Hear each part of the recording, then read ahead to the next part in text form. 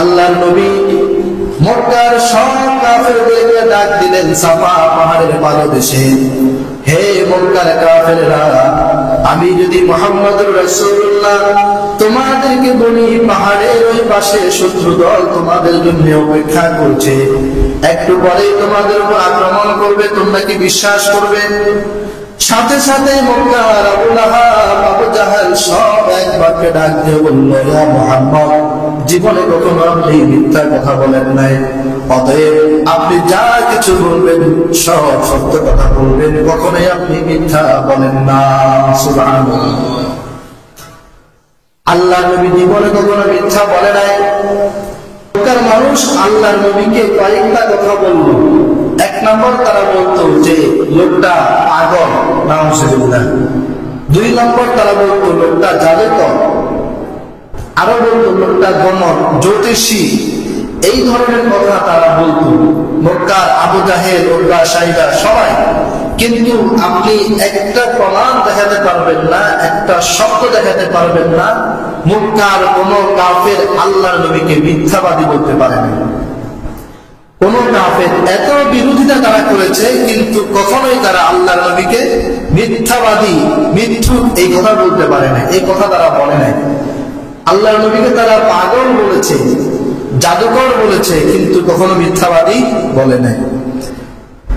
হযরত আবু সুফিয়ান রাদিয়াল্লাহু আনহু ইসলাম ধর্ম গ্রহণ করার আগে তিনি সিরিয়ার জমিনে ব্যবসা করছেন। আর এই দিক দিয়ে আল্লাহর নবী যিনি সিরিয়ার বাদশাহ হিরাক্লিয়াসের কাছে ইসলামের দাওয়াত পাঠালেন। বাদশাহ হিরাক্লিয়াস আল্লাহর নবীর চিঠি পেয়ে তিনি পড়লেন, দেখে চিঠির মধ্যে আল্লাহর নবী তাকে দ্বীনের প্রতি, ইসলামের প্রতি দাওয়াত দিচ্ছেন।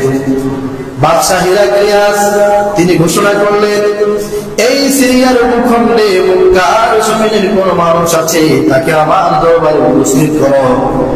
বাদশাহ হিরাক্লিয়াসের লোকেরা তামাম সিরিয়া খুঁজে হযরতে আবু সুফিয়ানকে বাদশার দরবারে উপস্থিত করল।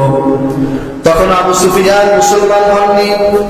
ইসলামের যে কয়েকজন বড় বড় শত্রু ছিল, তার মধ্যে এক নম্বরের বড় শত্রু ছিল আবু সুফিয়ান। বাদশাহ হিরাক্লিয়াস ওনার দরবারে বসলেন, আবু সুফিয়ানকে সামনে বসাইলেন, আর আবু সুফিয়ানের সাথে যারা আসতো তাদেরকে আবু সুফিয়ানের পিছনে বসাইলেন। এরপরে বাদশাহ হিরাক্লিয়াস বললেন, হে আবু সুফিয়ান, কয়েকটা প্রশ্ন আমি তোমাকে করব, সেই প্রশ্নগুলোর উত্তর তুমি দিবে। আর তোমার পিছনের লোক যারা আছে, তারা তুমি যদি মিথ্যা বলো তাহলে তারা সাথে সাথে সেই কথা আমাকে বলে দেবে। আবু সুফিয়ানকে বাদশাহ হিরাক্লিয়াস কয়েকটা প্রশ্ন করলো। এক নম্বরের প্রশ্ন করলো, হে আবু সুফিয়ান, যে নবীর চিঠি আমার কাছে আসলো, এই নবী তোমার সম্পর্কে কি হয়? আবু সুফিয়ান বলে, যে নবীর চিঠি আপনার কাছে আসলো, ওই নবী আমার সম্পর্কে চাচাতো ভাই হয়। এরপরে বাদশাহ হিরাক্লিয়াস আরেকটা প্রশ্ন করলেন, যেই নবীর চিঠি আমার কাছে আসলো, ওই নবীর বংশ মর্যাদা কেমন? আবু সুফিয়ান ডাক দিয়া বলে, হে বাদশাহ, যে নবীর চিঠি আপনার কাছে আসলো, তিনি হলেন গোটা মক্কার জমিনে সম্ভ্রান্ত পরিবারের একজন লোক। বাদশাহ একটা প্রশ্ন করল, যেই নবীর চিঠি আমার কাছে আসলো, ওই নবীর কারা অনুসরণ করে?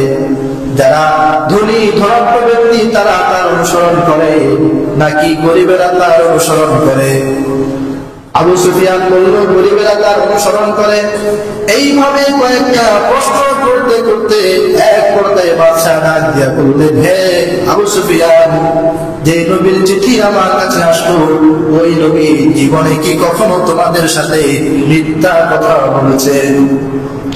আবু সুফিয়ান ডাক দিয়া বললেন, না, যেই নবীর চিঠি আপনার কাছে আসলো, তিনি কখনোই আমাদের সাথে এক সেকেন্ডের জন্য মিথ্যা কথা বলে নাই। বাদশাহ ডাক দিয়া বললেন, হে আবু সুফিয়ান, যেই নবী মানুষের সাথে মিথ্যা কথা বলে না, মিথ্যা বলতে পারে না, তাহলে হে আবু সুফিয়ান, সেই নবী কি করে আল্লাহ রাব্বুল আলামিন সম্পর্কে মিথ্যা কথা তোমাদেরকে শোনাবে? হে আবু সুফিয়ান, নবীরা কখনো মিথ্যা কথা বলে না, সব সময় নবীরা সত্য কথা বলে। কিতাবের মধ্যে আসে গোটা আরবের মানুষেরা, গোটা মক্কার মানুষ আল্লাহর নবীকে নবী হিসাবে না মানতে পারে, কিন্তু আল আমিন হিসাবে গোটা মক্কার মানুষ আল্লাহর নবীকে মানত। সুবহানাল্লাহ।